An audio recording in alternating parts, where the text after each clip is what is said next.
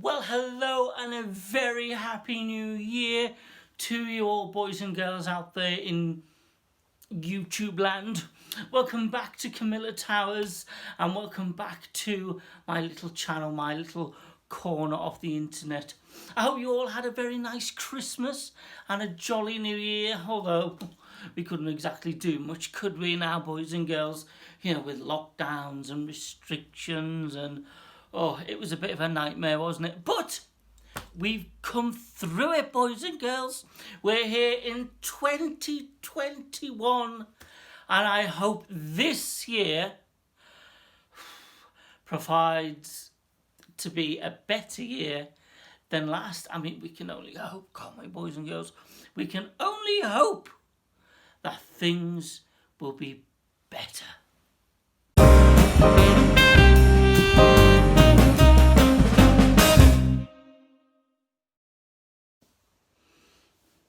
So the bliss and the peace of Christmas didn't last long, did it, dears?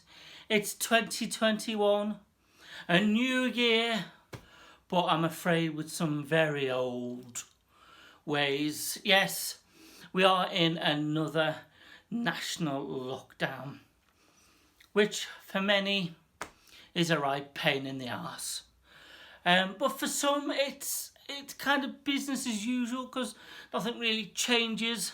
I'm confined to the luxury of Camilla Towers once again for, Christ knows, the foreseeable future, I would imagine. So it got me thinking, boys and girls, what can I offer everybody out there in this lockdown period? And considering I refuse to go on OnlyFans, because that's for ladies of a certain persuasion, and being well bred as I am, that's just not for me.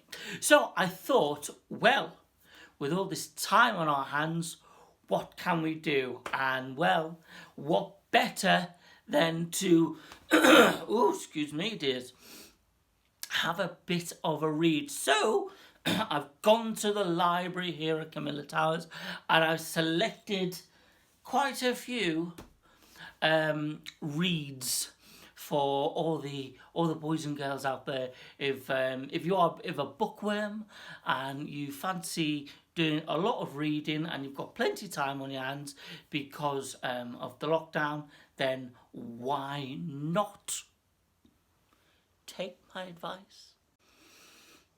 So the first book on our chart, boys and girls, is this one here. It's Apollogrady, Still Standing, The Savage Years. And Apollogrady, obviously the most fabulous Lily Savage. Do you like my jewels, by the way? I bought these. It's quite new.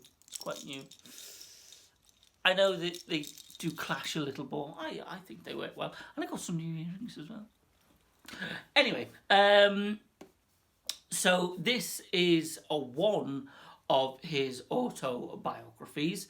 The first one, which I can't remember what it was called, but I've got that one as well. Concentrate on his childhood, his bringing up, in Birkenhead, not Liverpool, Birkenhead. There's a big difference. There's a whole river's difference.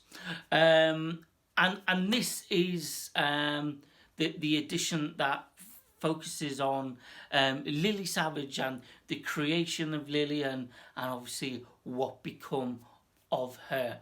Very, very good. Highly recommend this if you are a Apollogrady fan and if you like things that are a little bit of camp, a little bit of risque.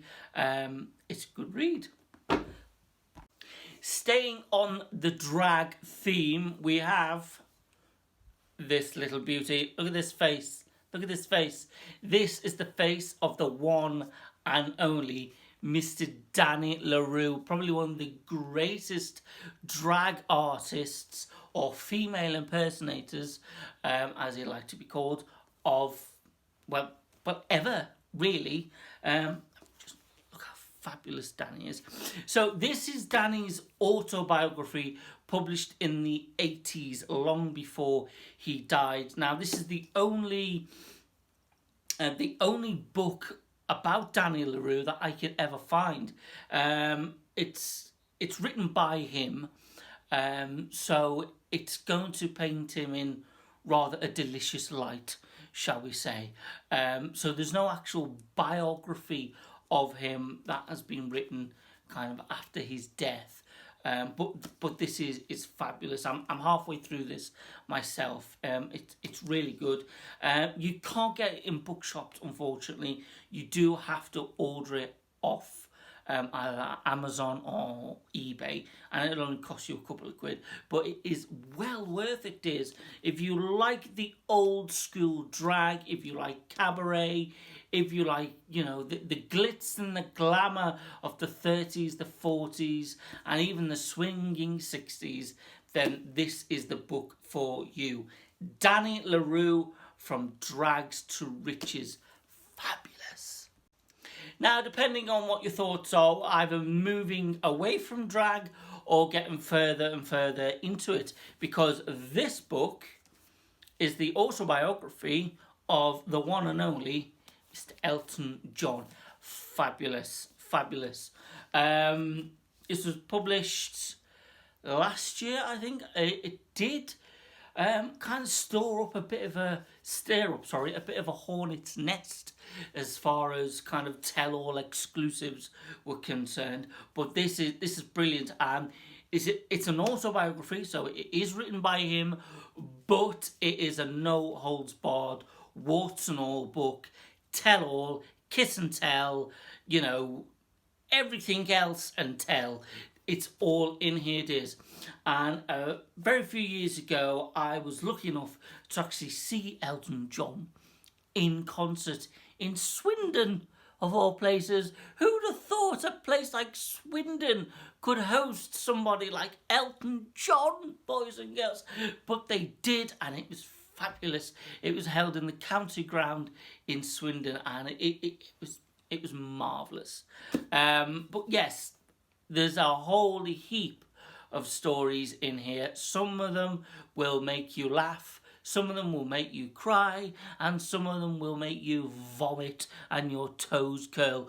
But it is well worth getting yourself a copy. So this is Elton John, and it's just called Me, Elton John. Of course. Why not? If you're into personalities of a bygone era, then who else could I possibly have in mind than this little darling, Kenny Everett? Kenny Everett. Look at that. Cupid stunt. I'll give you a minute or two just to work that one out. How he got away with it, I'll never know. But I thought there was a ladder in my tights then, but there isn't. But he did.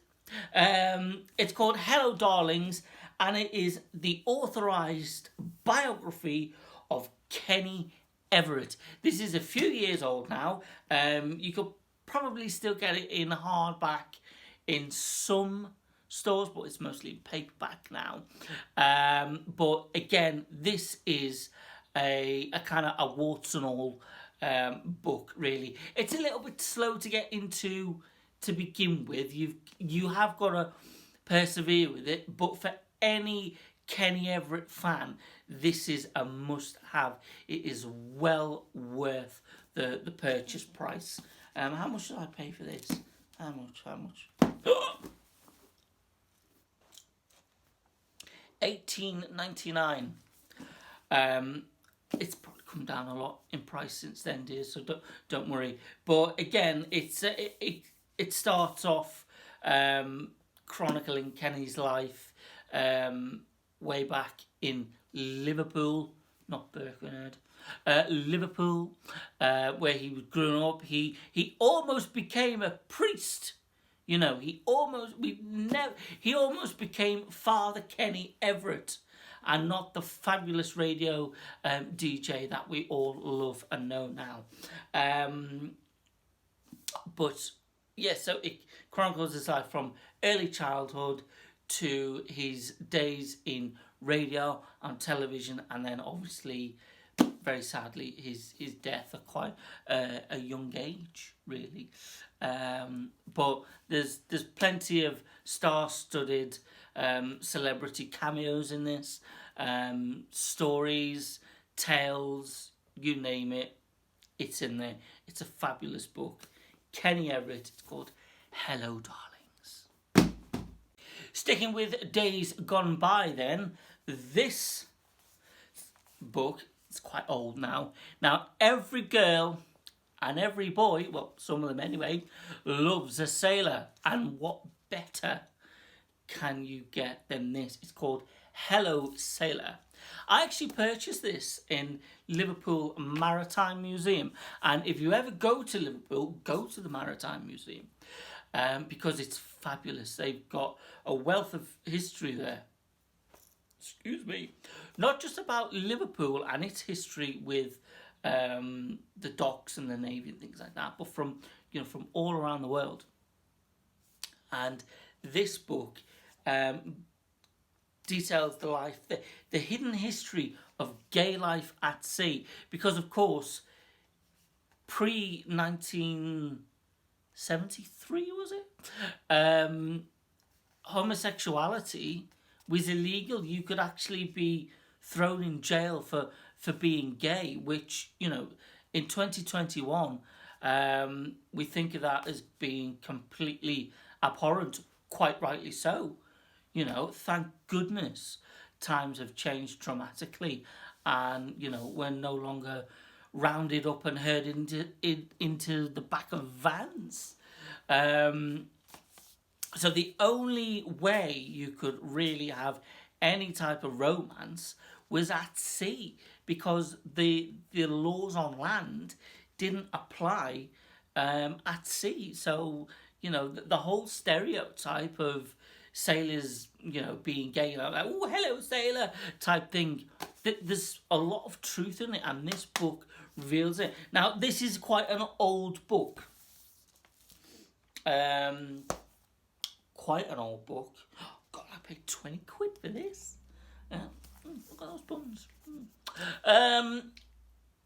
But, yeah, it's quite an old book now, so it may be out of print. I haven't seen it in any of the big bookshops, so you may still be able to get a copy in Liverpool Museum, in the Maritime Museum, or definitely online. But this is a good one.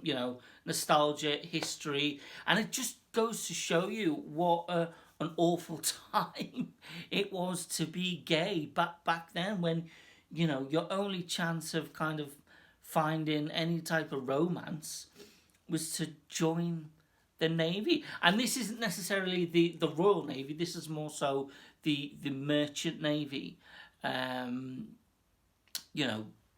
Cruise ships, passenger ships, ferries, cargo ships, that type of thing.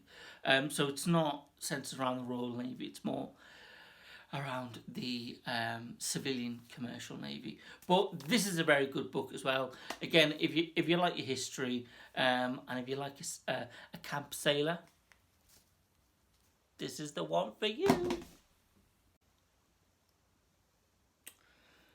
How bona tivada your dolly old eek. No, I haven't been on the gin and tonic. I'm reciting Polari. Now, if you don't know what Polari means, or what it is, it was a secretive language that kind of derived from the old Romany Gypsy language. And it was used by gay men to kind of talk to each other about each other and, sex and things like that. So this book is called Fabuloso, The Story of Polari, Britain's Secret Gay Language. Now, for those of you who remember a television series called Round the Horn, it starred a very famous actor called Kenneth Williams from the Carry On film series. And his character in Round the Horn, Julian, was a gay character. Now, the audience never actually knew he was gay because he'd come out, but his mannerisms were very flamboyant, up top, very camp, and he used this secret coded language called Apollogrady in the show, and it was basically Apollogrady was used because back then in the 40s, 50s, 60s, homosexuality was illegal, and you could go to prison for being gay, as we've previously discussed. So gay men, when they gathered together, because they didn't want to be overheard talking about intimate parts of their life or who they fancied or whatever, they kind of had this language, this Apollogrady that they used, and they spoke it, and drag queens spoke it, and everybody in the gay community kind of spoke Apollogrady as a way of not being sussed out and carted off, because there was some terrible things that would happen to gay men if they ever went to prison. They were taunted, they were bullied, they were abused, castrated, chemical castration. The things were just unbearable. And this is why we have Pride, boys and girls. This is why we have Pride every year, so we don't really forget what those men and women went through for us to be here today. So this is a story. It's quite a humorous tale of language and kind of campness. But obviously there's a series. Ooh, little off the shoulder number there. There's a serious element to it, is. But it's fairly light-hearted. It's not a big book, it's not War and Peace, so you'll probably get through it by the time lockdown's over. But this is a good one. It's called Fabuloso. You can get it in all the main bookshops. If you can't, then obviously online. But yeah, if you just want something completely different, and if you are a lover of language, then this is for you. I was going to say if you are a lover of oral, but that's obviously a different kettle of fish, isn't it? So, drum roll, please. Save the best till last. And I did do a book review on this last year during lockdown.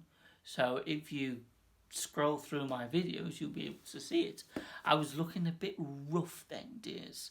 I'd only really started kind of dabbling with the makeup brush at that point, so I did look as rough as a badger's arse. But I'm proud to say my favourite book, in my opinion, the best book, if you want to know anything about drag and coming from a poor background, going to a very rich background, a bit like myself, then this is the book for you. I Am What I Am by Frank Fufu Lamar. Look, Fufu, Frank, Fufu. Fufu Lamar, for those of you who don't know who Fufu Lamar was a very famous northern drag queen in Manchester. He owned a nightclub called Fufu's Palace, which was on Dale Street in Manchester, so near the gay village, not too far from Canal Street itself, and that's where he used to have stag parties, hen parties, cabaret shows. It was amazing. Obviously, I never went because unfortunately, Fufu's no longer with us, and she passed away long before I kind of even knew who she was, really. But it was my mum who told me about Fufu, because she went to one of her hen parties in Manchester, and she said, most fabulous drag act you've ever seen. And I took, you know, an almost over enthusiastic interest in Fufu, and Fufu Lamar has been my drag inspiration. I think she's absolutely fabulous. Her and Danny LaRue are my two kind of drag idols. But what I particularly like about Fufu is that, you know, Frank was a real working class lad. He was the son of a rag and bone man in Manchester. He literally went from rags to riches in an unbelievable way. And this book chronicles Frank's life and Fufu's life, of course. And it's just a brilliant book. And we never nearly had Lily Savage because of Fufu, and I don't mean that in a nasty, derogatory way. What I mean is, Fufu Lamar, or Frank Pearson, was offered the gig on the Big Breakfast before Paul O'Grady, but Fufu turned it down, so they offered it to Paul O'Grady. And of course, Lily Savage became one of the biggest drag queens this country has ever seen. But it never nearly happened because Fufu nearly pinched it. But this is a fabulous book. I got this for my 18th birthday, so not that long ago. And I must have read this about 3 or 4 times, you know, and it's fabulous. It's fabulous. Fufu, go and look up Fufu Lamar on the internet. You can actually find videos of her on YouTube, so you'll see exactly what I mean. She's very glamorous, very flamboyant, but very down to earth. It's the type of drag that I absolutely love. It's kind of end of the pier, you know, seaside comedy cabaret, you know, the old school traditional cabaret drag act, which is I'm completely in love with, and Fufu Lamar has inspired me greatly. So that is definitely one to get. Sadly, it is out of print, so the only place you're likely to get it is kind of Amazon or eBay, but it's well worth shelling out a few quid to get it, because you won't regret it. You really will not regret buying this book. So there we are, dears. Those are my lockdown choices for reading this current lockdown. Now, the chances are we'll probably be locked down to the end of March, so we've got plenty of time to get everything bought and read. So let me know if you buy any of these books, dears, and let me know what your thoughts are, whether you thought they were brilliant or a complete load of shite. Just let me know. And until the next time, keep safe, keep well, keep happy, keep smiling, keep positive, keep doing what you're doing. You're all fabulous. And we'll see you soon. Tatty bye!